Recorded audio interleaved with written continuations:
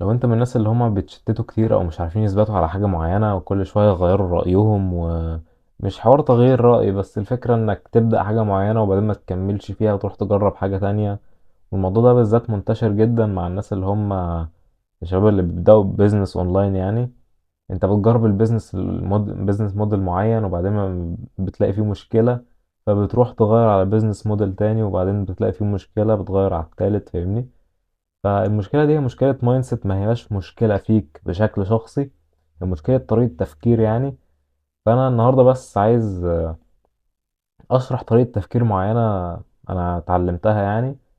وشايف إن أنا شايف الكل حرفيا لازم يفكر كده. لأن يعني عايزك تسيبك من نفسك دلوقتي، عايزك تتخيل معايا إنسان طبيعي دلوقتي. أنت لازم تعرف الإنسان الطبيعي ده بيفكر إزاي، لازم تفهم السيكولوجية بتاعت البشر ماشية إزاي، فاهمني؟ أنت دلوقتي اي فرصة هتجيلك او اي مثلا فرصة شغل، اي حاجة هتجيلك انت هتفكر فيها الاول بطريقة ايجابية، تمام؟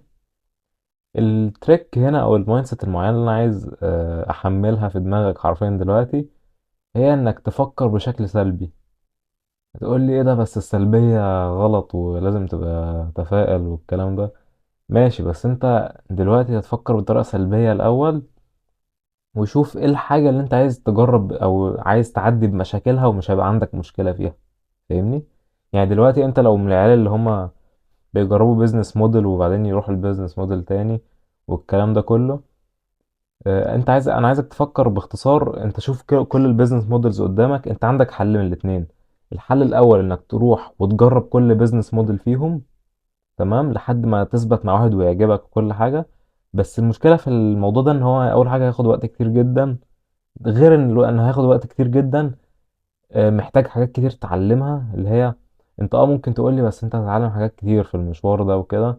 بس ماشي، انت في الاخر هتثبت مع حاجة معينة، والحاجة دي هتثبت فيها يعني، عشان المشاكل اللي انت بتواجهها انت عايز تواجهها، او اللي هو ما عندكش مشكلة انك تواجهها، فاهمني؟ يعني انا فاهم ان مفيش حد بيحب يواجه مشاكل معينة، او اللي هي زي العقبات اللي بتواجهك في اي مشوار يعني. بس الفكرة هنا انك بيبقى في مشاكل معينة كده انت حابب انك تعدي بيها، او اللي هو ما عندكش مشكلة انك تعدي بيها لهدف معين، فاهمني؟ والحاجات دي ملهاش علاقة بقى بفلوس وكده، لان احنا عندنا نظرة معينة ان الفلوس هي اهم حاجة في الكون وكده. انا ما بقولكش ان الفلوس ملهاش لازمة، بس الفلوس تعتبر وسيلة، فاهمني؟ ما تعتبرش غاية، فاهمني؟ يعني اغلب الناس دلوقتي تفكيرهم هو ازاي اعمل فلوس، بس هم مش بيفكروا بطريقة معينة ان هي الفلوس اصلا تعتبر وسيلة للحاجة اللي هم عايزينها، فاهمني؟ فعشان كده انت بتشوف ناس بتخش بيزنس موديل زي الزفت، زي الدروب شيبينج مثلا والحاجات دي. واي بيزنس موديل يعني بالنسبة لك انت شايفه وحش فكر فيه.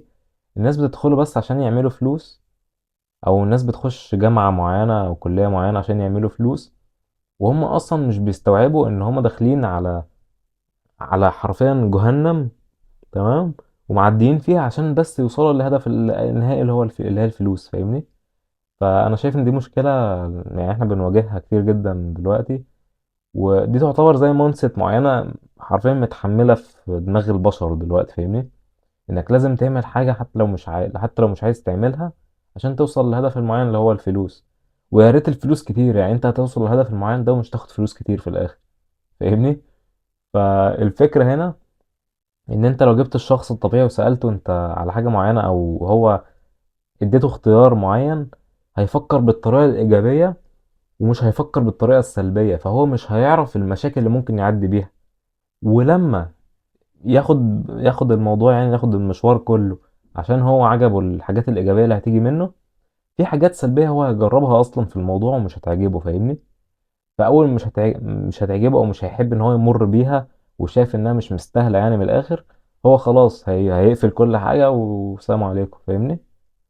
هيروح بقى يجرب حاجة تانية، أو فاهمني يعني هيتصرف يعني ساعتها. بس الفكرة في تضييع الوقت نفسه، فكرة إنك تضيع الوقت ده كله حاجة مش مستاهلة، تمام؟ و... والمشكلة هنا يعني إن يعني أنت غير تضييع الوقت، أنت كان ممكن توفر على نفسك وقت كتير جدا لو أنت في البداية شفت كل الخيارات اللي قدامك، وفعلا حاولت إنك تتعرف على كل حاجة فيهم، وفاهمني مش عارف اقولها ازاي، انك تفهم كل المشاكل اللي انت هتعدي بيها وتحاول تختار المشكلة اللي انت فعلا مش هيبقى عندك مانع انك، فاهمني، تجربها، او اللي هو لو عديت بيها مش هتبقى حاجة، اللي هو هتبقى حاجة تمام، بس في نفس الوقت ما هياش حاجة هتأثر عليك بشكل زيادة عن اللزوم يعني، فاهمني. فانت قبل ما تدخل اي كلية، فكر اول حاجة في المشاكل، ايه المشاكل اللي هتواجهك، وانت برضو يعني قارن بالنسبة للعائد، اللي هو يعني انت اي حاجة هتعملها هيبقى فيه عائد منها، شوف العائد برضه هيبقى عامل ازاي، وبعدين انت قرار في ايدك، فاهمني. فبس هي دي زي طريقة تفكير معينة كنت عايز اتكلم فيها. والفكرة برضه انك يعني انت مثلا بيزنس موديلز قدامك، انت مثلا عندك الدروب شيبينج والحاجات دي، اول حاجة انت بتفكر في السلبيات، سلبيات الدروب شيبينج مثلا ان هو بيزنس موديل ممل جدا، في مشاكل كتير جدا بقى بالنسبة للإعلانات، بالنسبة الحاجات دي كلها، فأنت مش تبقى عايز تمر بالحاجات دي، فاهمني. فبتعمله سكيب وتروح للبيزنس موديل التاني. لقيت بيزنس موديل مثلا عجبك، ولقيت ان المشاكل فيه ما هياش مشاكل تعتبر كبيرة، وهي هي حاجات بضان يعني انت مش هتحب تمر بيها، بس خلاص يعني، فاهمني. انت انت شايف ان هي حاجة مستاهلة يعني، اللي هي حاجة انت ممكن تسعى فيها وخلاص، اللي هي الموضوع هيمشي. الموضوع ده حرفيا ممكن تطبقه في اي حاجة في حياتك، في جامعة انت عايز تدخلها، في كلية انت عايز تدخلها، في بيت انت عايز تأجره، انت اللي هو فاهمني، شوف السلبيات الأول، وبعدين بص على الإيجابيات بعدين. لأن احنا يعني كبشر، دي برضو عشان تفهم البشر بيفكروا ازاي، احنا بنركز أكتر على الحاجة السلبية، فاهمني. يعني الحاجات الإيجابية انت، فاهمني، كلها يومين وهتتعود عليها. يعني أنا دلوقتي لو اديتك قصر حرفيا في لوس أنجلوس مثلا، وقلت لك روح عيش أسبوع فيه، انت أول ما تروح هناك تبقى مبسوط وكده، ممكن تقعد 4 5 أيام، وفاهمني الموضوع هيبقى عادي بالنسبة لك، ده هيبقى البيست لاين بتاعك حرفيا، انت اللي هو انت اتعودت على الموضوع. فانما بقى الحاجات السلبية انت اللي هتركز عليها، يعني انت اول ما تطلع من القصر ده، انت هتتكلم على الحاجة السلبية، الحاجات الإيجابية بالنسبة لك هتبقى حاجة عادية، فاهمني. طبعا انا بدي مثال بس عشان محدش يقول لي انا عايز اروح في القصر فعلا وكده، مش هيحصل الكلام ده، فاهمني. فانت دايما فكر بطريقة سلبية، اللي هو ما تبقاش شخصية ضان، فاهمني. اللي هو افهم الدنيا ماشية ازاي، وحاول اللي هو ما تفكرش بطريقة سلبية، اللي هو ما تبقاش شخص سلبي وتطلع المشكلة في أي حاجة وكده، بس حاول إنك تبقى بني آدم واقعي شوية. لأن العالم العبيطة اللي بيطلعوا يقولك خليك دايما إيجابي، واللي هو فاهمني الإيجابية دايما مش هي الحل.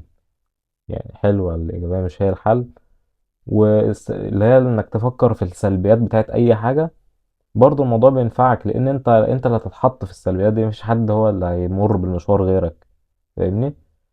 فبس كده، يا ريت لايك واكتب لي كومنت بالموضوع اللي عايزنا نتكلم فيه، واشترك برضه عشان العملية بايظة بقالها كام يوم.